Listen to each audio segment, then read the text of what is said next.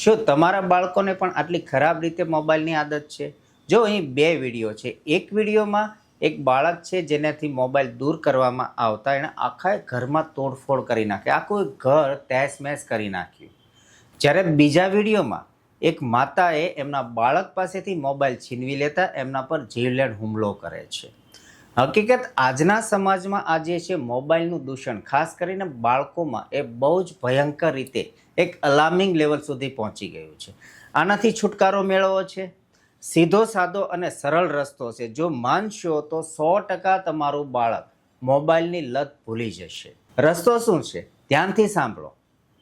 મોટા વ્યક્તિઓ ઘરમાં જેવું વર્તન કરશે, જેવું બિહેવ કરશે, એવું જ નાના બાળકો શીખે છે.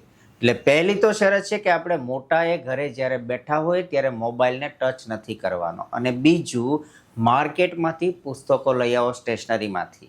થોડા ઘણા જે આપણને ગમતા હોય, મોટી ઉંમરના વાંચી શકે એવા પુસ્તકો ને અમુક પુસ્તકો જે બાળકો વાંચી શકે, જેમાં એને રસ પડે, કાર્ટૂન વગેરે જેવા પુસ્તક. તમારે બાળકને કહેવાનું નથી કે ભાઈ તું પુસ્તક વાંચ, મોબાઈલ છોડી દે. એની સામે તમારે સાંજે જ્યારે ફ્રી પડો ત્યારે તમારે પોતે પુસ્તકો ખોલી અને બેસી જવાનું છે. જેવું તમે વાંચશો 1 દિવસ, 2 દિવસ, 3 દિવસ, 4 દિવસ અને 5 દિવસ તો મેક્સિમમ એ બાળક તમારી બાજુમાં એની બુક લઈ અને બેસી જશે ને વાંચવા મળશે. એકદમ સરળ રસ્તો છે.